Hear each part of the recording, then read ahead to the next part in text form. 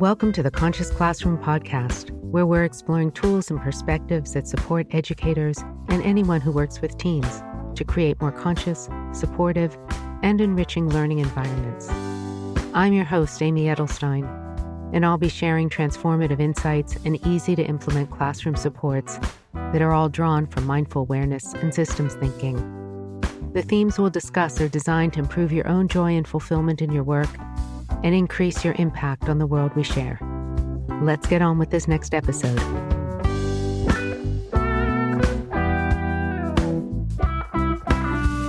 Hello and welcome to the Conscious Classroom. My name is Amy Edelstein.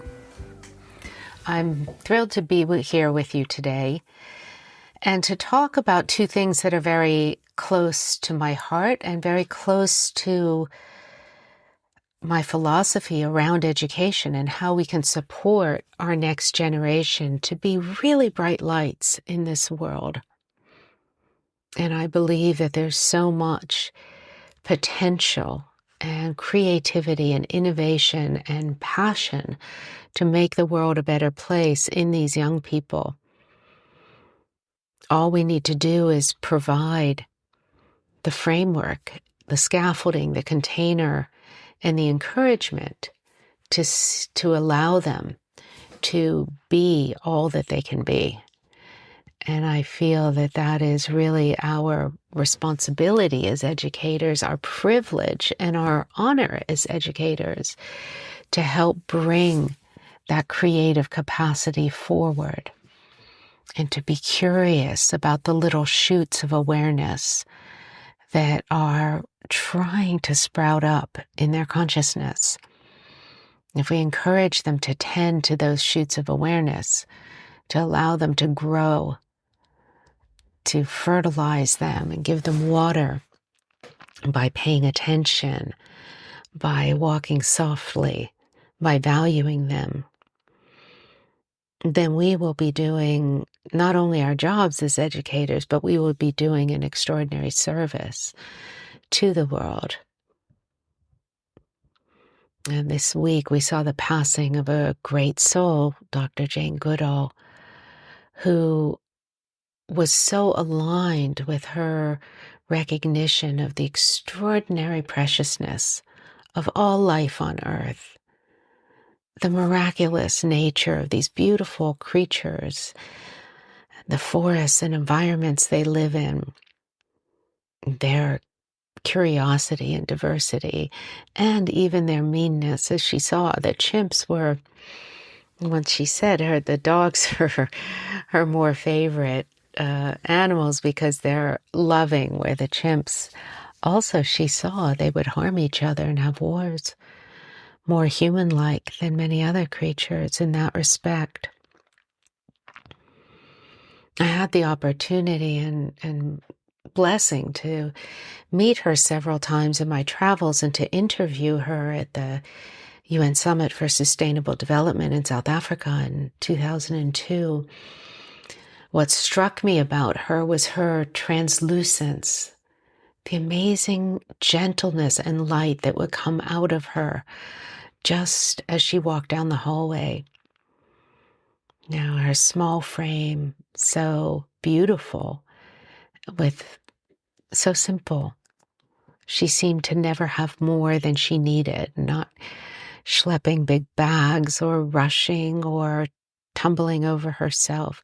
She walked with a grace as if she were existing in a different current of consciousness, as if she were listening and conversing in ways that I couldn't fathom or understand. Like she spanned two dimensions, two worlds, all her time observing the chimpanzees in Gombe had given her access to currents in the life process that she could listen to and communicate from. And she was an extraordinary lover of people and life and lived fully till the very end of her days, moved and motivated to share the message of conservation, of respect for all species, for reverence for the created world. We can take so much encouragement from examples like hers, and we can share that with our students and show them that a life filled with passion and purpose is a happy life and a connected life, and one where there's friendship across borders, across continents, across ages, across political perspectives. Another example that has come to mind recently, and she, in a similar way, Peace Pilgrim, who started walking in 1955 for peace, carrying nothing with her but her toothbrush, never asking for food or a place to sleep, only taking what was offered with her. She probably walked something like 42 or 43,000 miles until her death in 1981. Living peace, walking peace, preaching peace, loving everyone where she went. If you've never heard of her, there's a beautiful hour-long documentary that you can access on YouTube, and be introduced to this woman whose answer to the wars, the atom bomb being dropped, Korean War, Vietnam War, was to be peace. And she saw the good in everyone.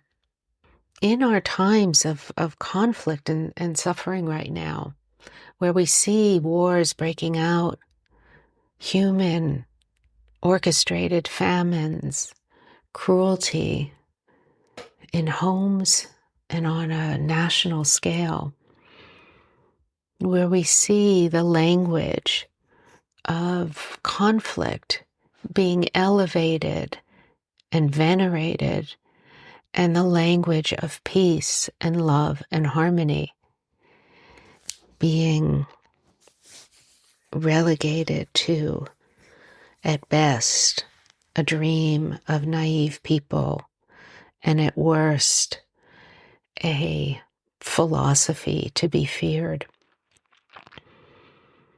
It's easy in those times to try to reach for a loud and vocal adversarial position. I'm not saying that action doesn't need to be taken, but that action, we want to be aligned with the demonstration of the world that we want to see. And that requires us in education and in our personal life to really think philosophically, to think about the values of education, the values that we're aspiring to cultivate and inculcate in our young people, the values that we hold most dear, and the ones that we believe will make our world a truly expression of the magical creativity and wonder and balance that is possible. Thinking philosophically is not a luxury. As Aristotle first said, he said, in times of trouble, philosophy is not a luxury, but a necessity. And I first heard that from my husband, Jeff Carrera, and then I realized that its source was much older. Aristotle argued that philosophical reasoning and ethical reflection are of utmost importance. They are crucial when we face challenges, because our philosophical framework is what enables us to make sound decisions and understand and interpret our circumstances. It allows us to step back and reconsider what we think, to recalibrate our lens, to to refocus so that there's clarity, and to check our moral compass so we're sure that we're heading in the right direction. It's not static. Our philosophical outlook evolves as we grow and understand, and yet there is a through line, a moral through line of goodness. So we want to test ourselves always at our edges. We want to see how we can lean in to make a more subtle and refined and understandable and understanding philosophical framework, and keep growing, because we grow at our edges. A 10th grader struggling with algebra is not going to grow by going back to second grade math. That 10th grader is going to have to grow at our edges, and we as their mentors and educators have to grow at our edges, and our own contemplative practice, whether it's mindfulness or poetry. Agnes St. Vincent Millay or Rainer Maria Rilke provide incredible portals into the beyond, into a very human reckoning with difficult times and the emotions that are challenged, and a container that is uplifting. So as we really contemplate the new times that we're living in, and we reflect and reevaluate our educational philosophy, we want to step back and root in both that which is most basic and elemental, love and compassion, innovation and evolution, interdependence and fundamental goodness, the understanding of consequence, of cause and effect, the understanding of our interdependent nature. Some people these days want to colonize Mars, as if we could get away from the struggle of the Earth, as if we could give up on this life experiment here and simply try again somewhere else. We're still interconnected. We're still codependent. There's nowhere in the cosmos that we can go that's far enough to separate our interrelatedness. And so, rooting very deeply in those values of peace, love, generosity, care, vision, surrender, compassion, and seeing how that expresses itself in our life will be the best thing we can do to support our young people's education. Taking that hour for deep reflection on a walk in the woods, in the park, on your street block, is going to serve them well. And it will serve them for longer and more deeply than catching up on your grading and checking your emails or scrolling through social media because you need some sense of fullness and relief, and yet it never seems to bring that. We look outside for entertainment, for something to fill that gnawing ache, for something to answer those questions our heart asks in difficult times. That time is much better spent dropping in, working with our contemplative practice to explore the murmurings of our heart, to listen to the possible, and to walk gently wherever we go, even if we're rushing, to still walk gently on this earth, like Peace Pilgrim did, and find that extraordinary strength. Creating a conscious classroom means that we must become more conscious. We must become more sensitive to the currents of being. We must fall in love so much more deeply with life itself, with the beauty of being alive. As the great late Joanna Macy counseled us in one of her lectures, where she said, "I only have 1 minute left. So in 1 minute, I'm going to tell you how to save the world." She said, fall in love with life. When we value our human sentience over our frustration, when we marvel at the wonder that we can even talk with other human beings, that we developed that ability for language, communication, where we could connect and explore together, or touch one another, or make one another laugh. Isn't that amazing?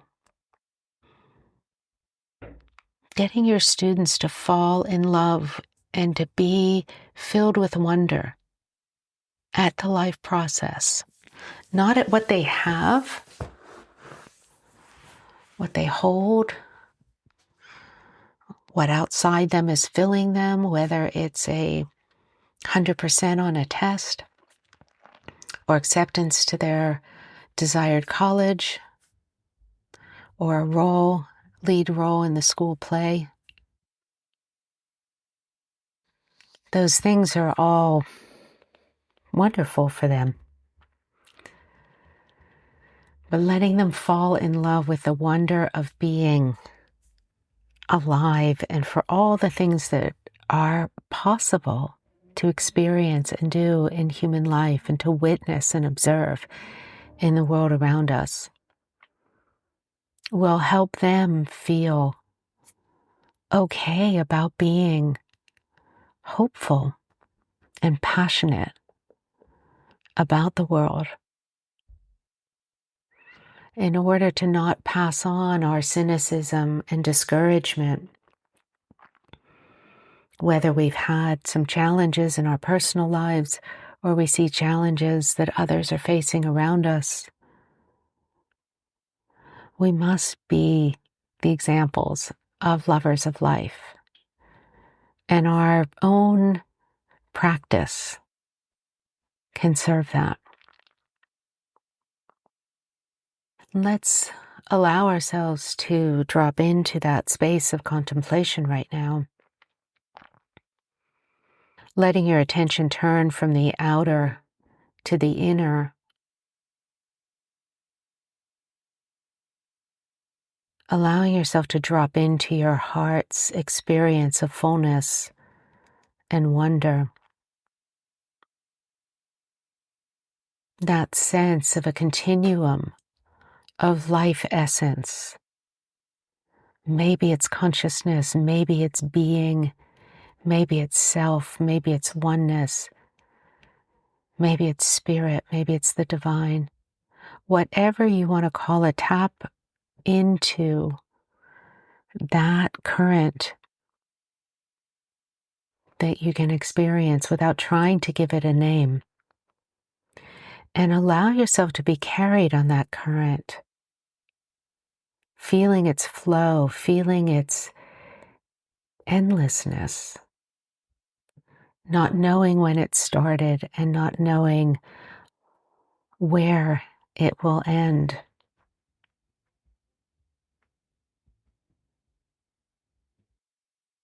Feeling that hum of beingness, that hum, maybe it comes from the whir of electrons around the nuclei of atoms. It feels so fundamental that current is part of the deep dark sky and the thrushes in the bird feeder and your students as they file into class, chattering, laughing.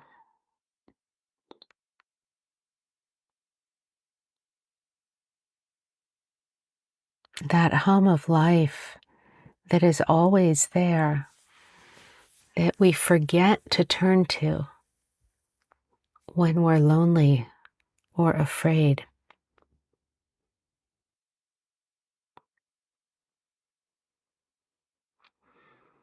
When the concern about conflict around the world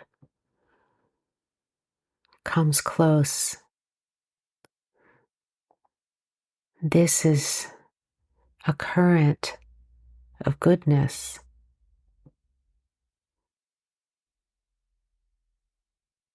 that can allow us to hold anger, grief, shame, pain.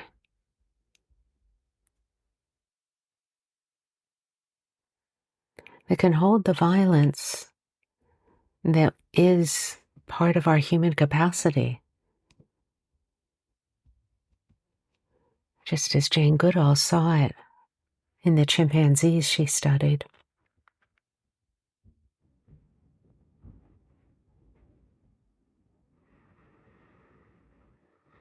Keep allowing yourself to be still, to use the breath as an anchor, to let your attention flow with the inhalation and the exhalation. And then keep allowing yourself to drop further below thought, below feeling.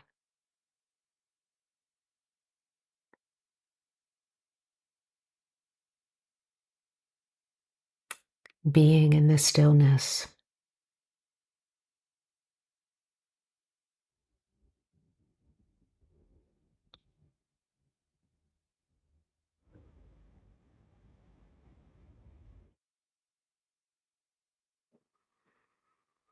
Now, in that stillness, where you're no longer pushing against thought and feeling, where you're resting in yourself, where you're being carried by that current,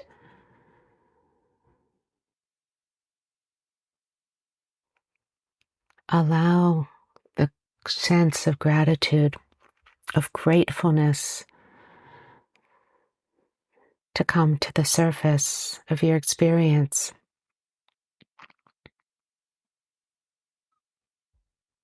Gratefulness for your physical capacity,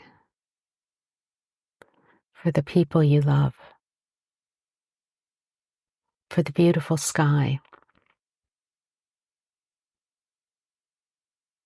Gratefulness to have a purpose in this world.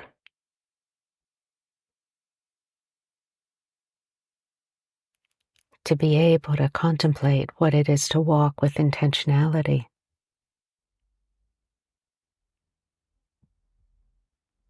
Let that experience of gratefulness flood through your body, extending past the boundaries of your form, what you usually think to be yourself.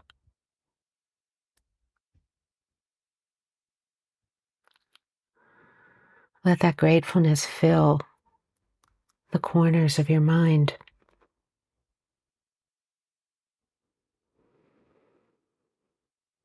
Let that gratefulness uplift your heart.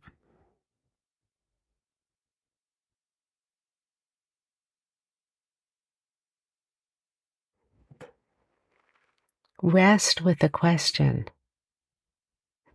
is there anything missing in this moment?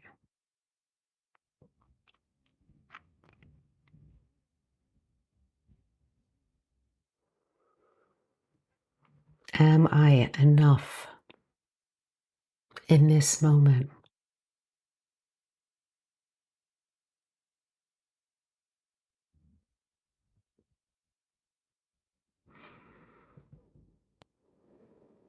Recognize the assurance that comes back,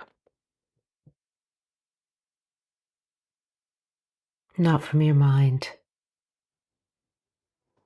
or the world around you, but from that indivisibility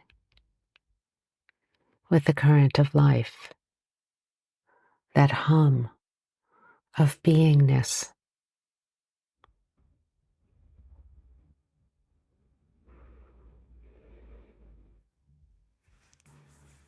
Enjoy this resting in beingness.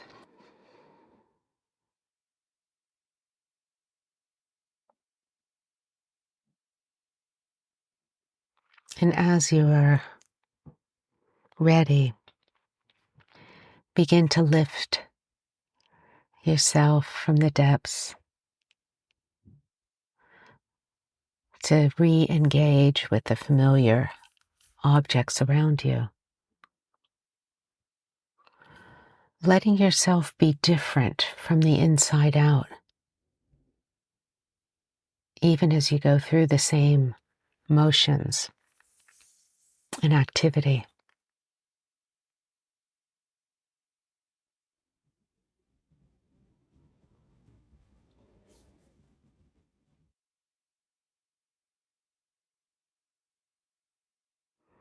And as we draw this meditation to a close, allow yourself to dedicate the fruits of your practice to an ever-deepening commitment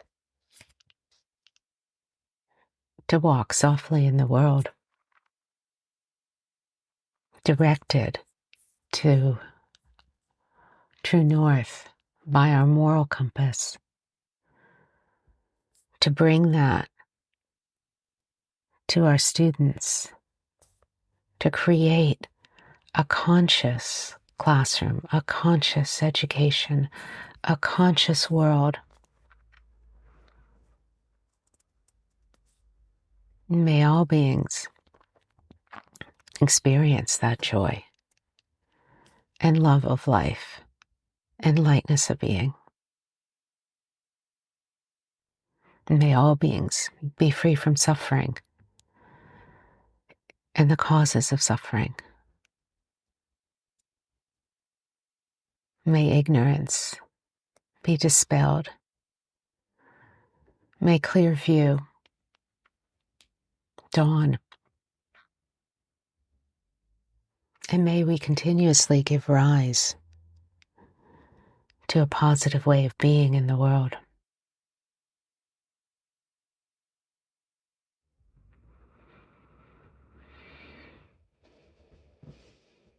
Thank you all for sharing this time together.